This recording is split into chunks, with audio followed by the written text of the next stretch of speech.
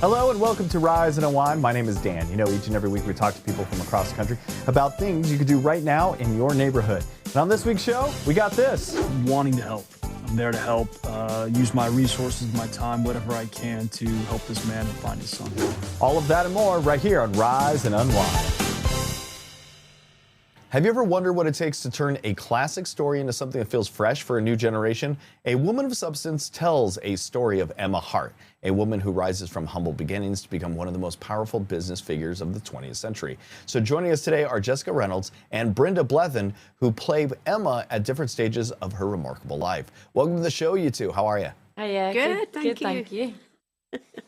All right, so for viewers who may not know the story, what is it about Emma Harte that has made a Woman of Substance such an enduring character for generations? Well, it's a wonderful story of rags to riches, really, in a nutshell. A woman who rises from poverty against all the odds to become the richest woman in the world. And she's driven by a sense of justice and to get revenge on people who did her wrong. What she said. And Jessica, we first meet Emma as a young woman with enormous ambition. What drew you to her, and what was the biggest challenge in bringing that version of Emma to life? I think it's just such an inspiring story, and to have a period piece that is also from a working class woman's perspective is quite rare, and to see her kind of grow and evolve into this larger than life version of herself, you know, like I can't imagine her ambitions were to be the richest woman in the world, but it happened for her. And I think that's because of the traumatic background and the difficult background that she comes from, and it just shows the strength of those communities and people from those backgrounds. So that was very alluring, yeah. And Brenda, you play Emma after she's built this incredible empire. What do you enjoy most about stepping into such an iconic role? The costumes. The makeup. After playing DCI Vera Stanhope for 14 years, it's quite nice to get out of the Mac and the hat and the grotty old house she lived in. But she's such an iconic character, and some people would say not particularly sympathetic. I often play sympathetic characters, so this was a bit of a diversion for me, and I thoroughly enjoyed it. Even though you two are playing the same character at different ages, what conversations did the two of you have to make sure Emma felt like the same person throughout her journey? Zero. Okay. I think like that there's such a distance between them, not only in age but also in experience. Like I think one of the biggest points is that she becomes a completely different person, and it's up for the audience to decide whether that's for the better or not. And Emma refuses to accept the limitations society places on her. Why do you think her story still resonates with audiences today? Because there's still a bit of a discrepancy between equal wages between men and women. I bet a female engineer doesn't get as much as a male engineer, and in lots of professions there's not equality, and there should be. Hey, I want to thank you two for joining me today. A Woman of Substance is now available on BritBox. For more information and to learn more about the series, visit BritBox.com. Jessica, Brenda, I really want to thank you two for joining me today. Thank you. Thank you. Thank you. Some people travel for the sights, some people travel for the food. Braun Strowman does both and usually orders enough for the whole table. The WWE superstar is back for another season of Everything on the Menu, where he visits some of America's best food cities, meets local legends, and tries everything from neighborhood favorites to high-end dining spots. Joining us now is Braun Strowman. Welcome to the show, my friend. How are you, my friend? Oh, I'm fantastic. Just, The season is just unbelievable, man. It's truly cool to see the evolution of where we've gone from season 1 into season 2 with having the guest on the show.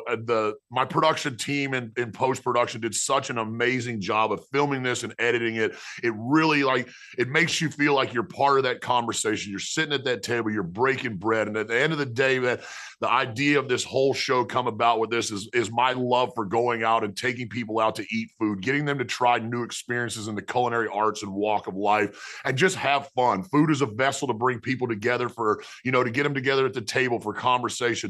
I had guests that I'd never met before, so I have new friends. So you're kindling relationships, you're catching up with old friends, you're falling in love. All centered around food. And why not do it with the biggest, baddest SOB on the planet? And you're looking at him right here with Braun Strowman every Friday night on USA Network. Life is absolutely awesome. All right, this new season takes you to 12 different cities across the country. What were some of the places that really surprised you this time around? Oh man, honestly, it's always evolving. I'm so excited. I mean, I'm 350 pounds. I didn't get this way by accident. So clearly I'm a foodie as at heart as it is. So for me, my day-to-day life, I'm eating out of a Tupperware. I'm weighing out all my proteins, my carbohydrates to the gram. So at the end of all that, like I said, doing this for weeks on end and then getting to do everything on the menu is my escape as well. It's the ultimate cheat meal. It's getting out there. Not all calories are meant to be the best for your body, but some of them feed your soul. And I make sure I keep my soul fed. I make sure I keep this giant meat castle that I am fed, and then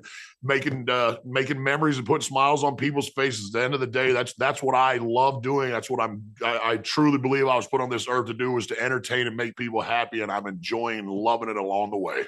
That's killer. When you spend years traveling for WWE, but the show gives you a chance to experience cities on a completely different way.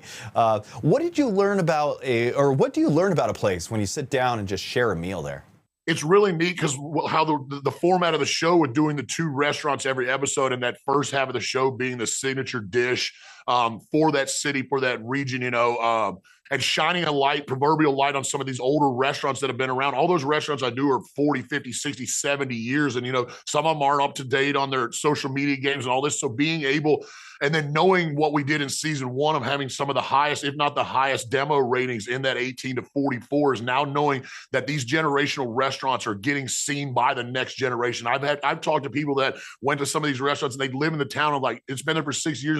I didn't even know this restaurant was here. So hearing those stories, seeing prime example, Beefy King in Orlando is a roast beef sandwich shop that I went to in season 1. It's been open for almost 60 years.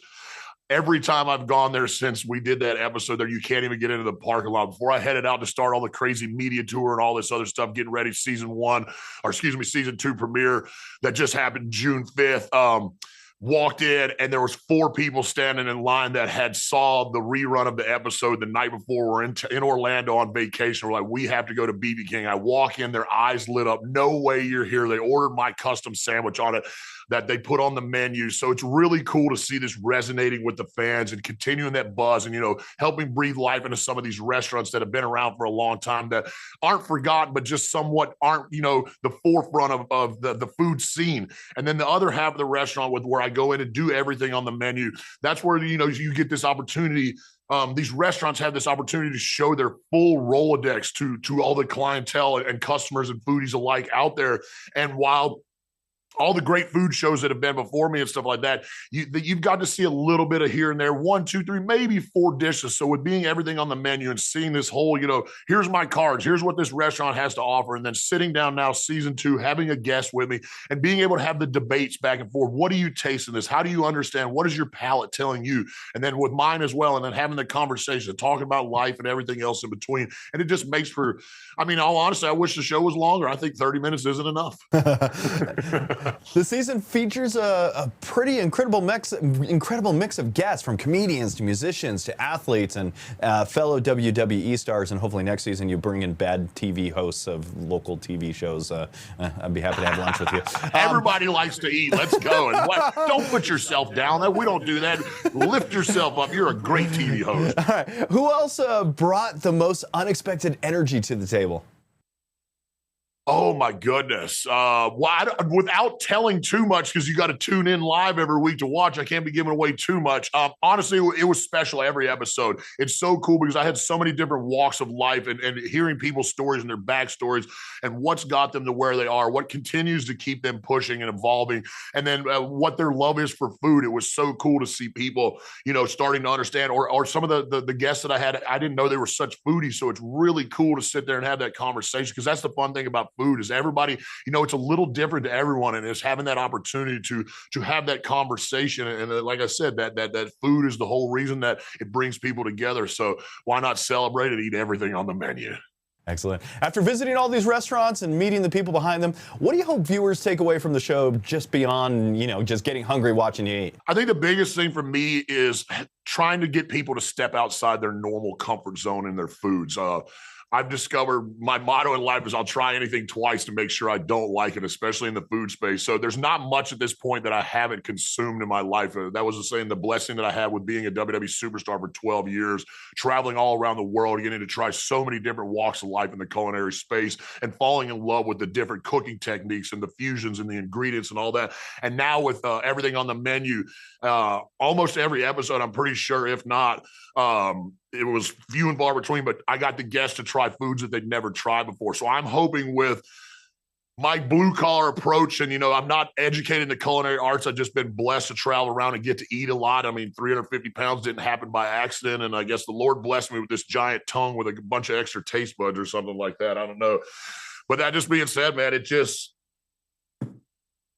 life's so cool, man. It's really neat. Like I said, getting to catch up with some of my friends, get to meet these new personalities and share bread and just talk about life. It makes for a good time. Braun, it's a pleasure to have you on the show. For more information and to catch new episodes of Everything on the Menu, check it out Friday nights on USA Network or head to usanetwork.com. Braun Strowman, thanks for hanging out with me, my friend.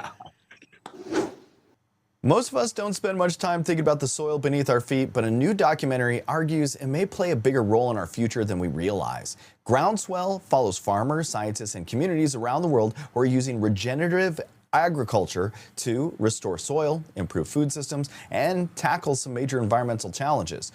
Joining us are the film's directors Josh Tickell and Rebecca Harrell Tickell. Welcome to the show, you two. How are you? Thanks. Great. Thanks for having us. All right, so for the viewers who haven't seen Groundswell yet, what is the big idea behind the movie and what drew you to tell this story? Well, Groundswell is a story of healing the planet, healing our soil, and healing our bodies. So really, this is a film that's for everybody. It's a family film. It's a friendly film. It's got Demi Moore, Woody Harrelson. And if you're interested in a positive, good news story that results in better health for you and your family, this documentary is a no-brainer. You got to watch it. And the documentary, it travels across several continents and highlights a wide range of communities. What were some of the most surprising or inspiring examples that you encountered along the way? We traveled with our 8 and 10-year-old kids as well, and we started at a refugee settlement in northern Uganda where people who survived war were building food forests and regenerating a desert. And we traveled the whole world with them, and we saw through the lens of young people this movement that really is going to stabilize the climate, and the pioneers and leaders who are using these innovative practices, which are really based on indigenous practices, to not only heal their bodies, stabilize their microclimate, but also make a profit, because regenerative agriculture is profitable for the farmer.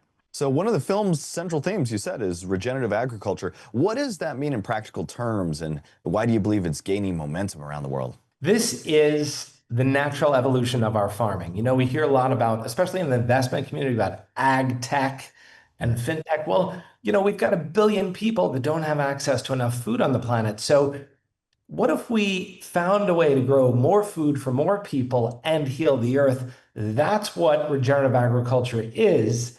And that's what Groundswell shows us. So, wow, a movie could show us how to close this food gap that we see globally and heal the planet. Yes, the good news is it's true and it's fun to watch, which is why we're here to get people excited about watching this movie, Groundswell. And the film focuses on solutions and examples of progress. Were there any stories or people featured in Groundswell that changed the way you personally think about the future? Yes. I mean, when we went to Kenya, when we were again with our kids, we saw how especially women are embracing these regenerative practices and rising up within their communities and becoming very valued members of their societies through healing the land. We're natural caregivers. And when we were in Kenya, we discovered that this group of Samburu women were using the milk from their goats to feed baby elephants, which had been basically brought to extinction in northern Kenya through poaching. And through regenerating and healing these baby elephants and bringing the elephant population back, they're able to save the grasslands in northern Kenya and bring back gentle rains. This is the importance of the symbiosis in nature of having animals and practicing regeneratively and keeping life in our fields instead of spraying them to death with chemicals and pesticides. When you have life, everything flourishes, everything blooms. And that's what we saw was happening in northern Kenya when they brought back the elephants. Groundswell is available now for Prime Video. For more information about the film and regenerative agriculture movement it explores, viewers can visit Prime Video and learn more about the documentary. I want to thank you two for joining me today. Thank you for Thanks for having having us. You may not know his name, but if you've ever watched soccer over the past few years, you've probably seen him. Yassine Cheuko became a familiar face protecting some of the biggest stars in the sport. And with the World Cup excitement continuing to build here in the United States, he's giving us a look at what it takes to stay ready in some of the most intense environments in sports. Yassine, it's great to have you with us. How are you, my friend? I'm good. What about you? I'm doing okay myself. You know, people recognize you from those viral moments around the game, but what do most people get wrong about what you actually do? So I'm very happy to do that. I'm doing this job now since 5 years.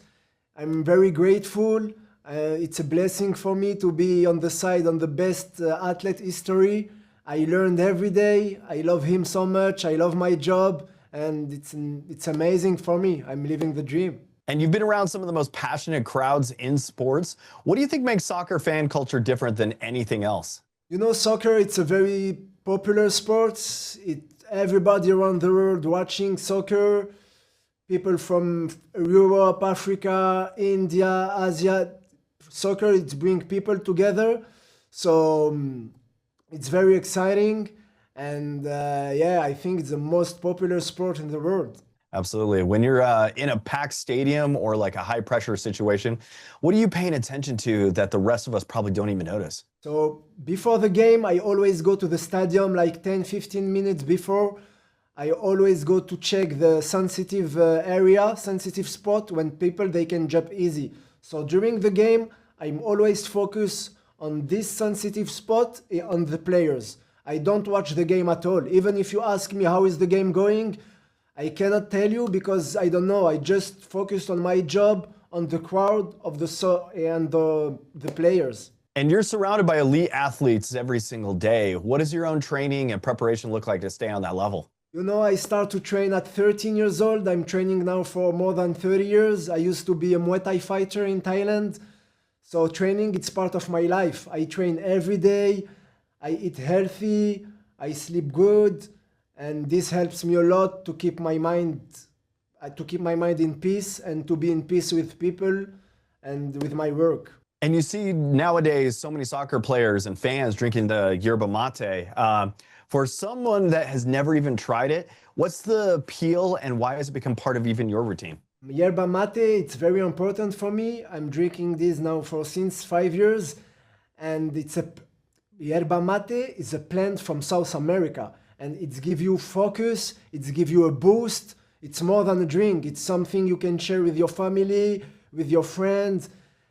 And it's part of my life now. And you're gonna see a lot of soccer players during the World Cup drinking this because it helps you a lot for your performance in the field, off the field.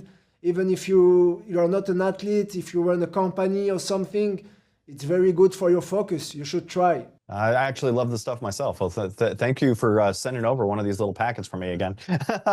If you want to learn more about yerba mate and traditions behind it, you got to visit yerbamadre.com. Thanks for joining me today, Yassine. Thank you for having me. A parent's worst nightmare is not knowing the truth about what happened to their child. That's the mystery at the center of Netflix's new thriller, I Will Find You. The series follows a father serving time for his son's murder who suddenly receives evidence that his child may still be alive, setting off a desperate search for answers. Today, we're joined by Milo Ventimiglia, who stars as Hayden in the limited series. Welcome to the show, Milo. How are you? Well, Dan, how are you this morning? I'm doing good. For people who haven't started I Will Find You yet, what grabbed you about this story and made you want to be part of it? The complexity, as well as, being a parent myself and God forbid anything happens to your child, you're going to go to the ends of the earth to find out what's going on, and hopefully get your kid back to safety. But, I found a lot of common ground with Harlan Coben and Robbie Hull, our showrunner, and was excited to do scene work with Sam Worthington and Britt Lauer and Jonathan Tucker and Logan Browning and everybody involved. Chad McBride, who, it's funny, like in my 30 years of filmmaking, like I've been on set with just about everybody on the cast to work, to be reunited and work again. So just go spend a summer with my friends making something cool. Hayden becomes involved in a mystery that's filled with twists and secrets. What can you tell us about your character and where he fits into this story? So Hayden Payne, I play a wealthy philanthropist who was previously connected to Britt Lauer's character, Rachel, who is the previous sister-in-law, former sister-in-law to David, Sam Worthington's character. When he breaks out of prison and goes on the hunt for his son, I come into the fold as someone who's just wanting to help. I'm there to help, use my resources, my time, whatever I can to help this man find his son. And the series, it balances suspense, family drama, and a lot of emotional stakes. What was it like bringing those different elements together as an actor?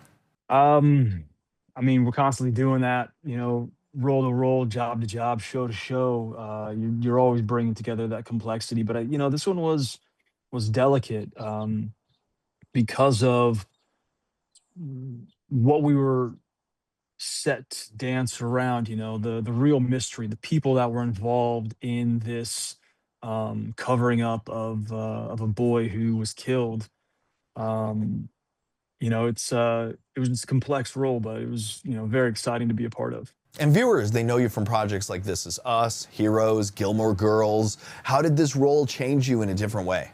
I think we were playing off of the good graces of those other roles. Jack Pearson, America's Father, people were seeing him, see him in a very golden light. Jess Mariano, who is America's Boyfriend, people are always like rooting for him. Hayden was a different kind of character. I think we were playing off of that admiration that people had for characters from my past and that trust that people had for characters from my past. But Hayden has a darker road to walk, and we were definitely using that to our advantage. Okay, so without giving anything away, what do you think audiences will be talking about after they finish I Will Find You? Never saw it coming. God, that was fun. I think I want to watch it again to see if I can figure out if they tipped their hat in any way in the beginning of the show. It's just a great ride. It's entertaining, self-contained, and a lot of heart. Hey, I want to thank you for being here today. I Will Find You is now streaming on Netflix. You can find the series and watch all the episodes at netflix.com or on your Netflix app. Hey, Milo, I want to thank you for joining me today. No problem. Thanks, Dave. A lot has changed when it comes to HIV treatment, but awareness and testing are still incredibly important. Many people don't realize new cases are still being diagnosed every year, especially among younger people and underserved communities.